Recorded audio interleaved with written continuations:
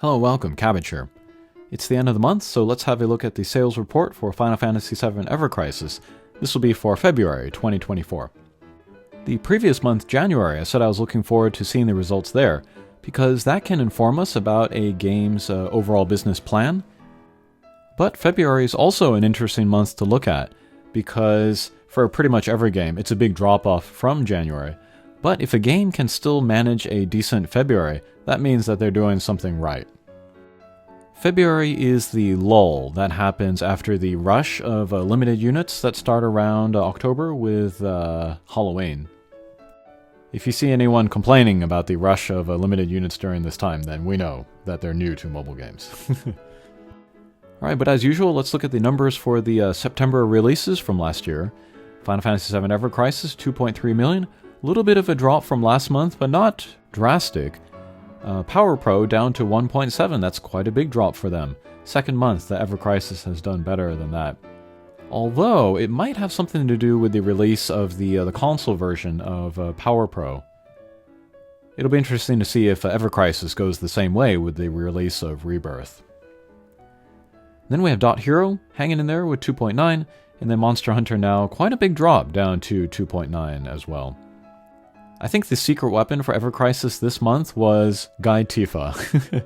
The day of her release, the game shot up to top 11 for the day.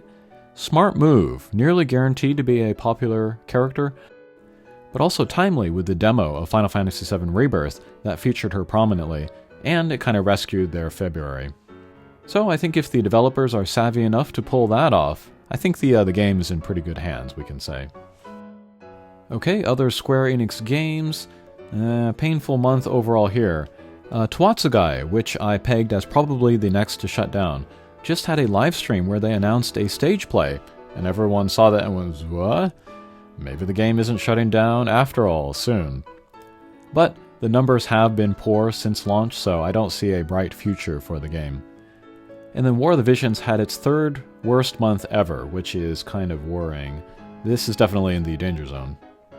Okay, and then a few more Square Enix games. Solid here, except for Dragon Quest Champions, which has been struggling since launch. The trend with Square Enix mobile game shutdowns is that they will go a year before shutting down. I think it's kind of a like a pride thing. That will be June for Dragon Quest Champions, so that is around when I expect that game to shut down. Alright, and then various other games. Punishing Grey Raven, very low. Although I looked at the numbers for 2023, they've been kind of low all year, so maybe they don't need a lot to keep going, but that is very low, 300k. Arknights and Nikke not having very strong Februaries. Honkai and Genshin, good months for them. Good month for MiHoYo. And then the stalwarts, Uma Musume and Monster Strike, taking in 17.8 million and 34 million, respectively.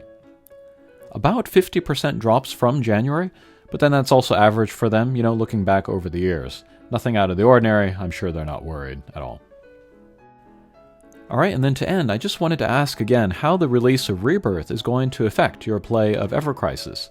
Will you play both at the same time?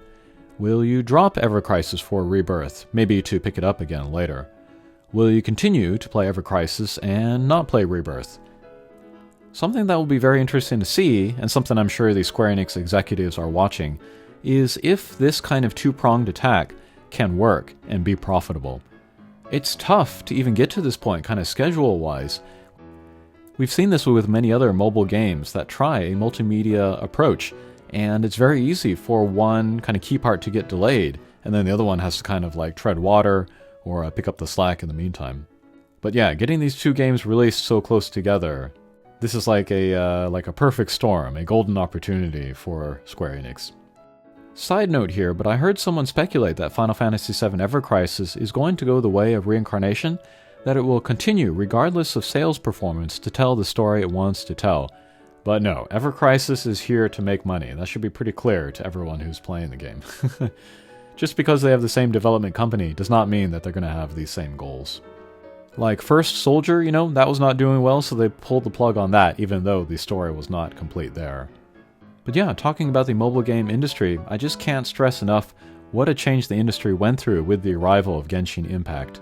Quality became the name of the game from then, and the Japanese publishers are just not really interested in competing on that quality level, when they could be using time and resources on their console games.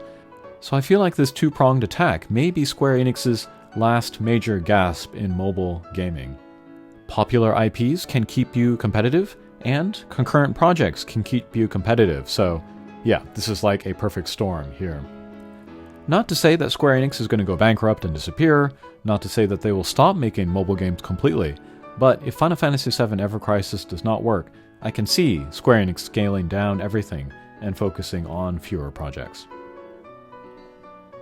Okay, that'll do it for this video. Thanks for watching, and we'll see you again. Take care.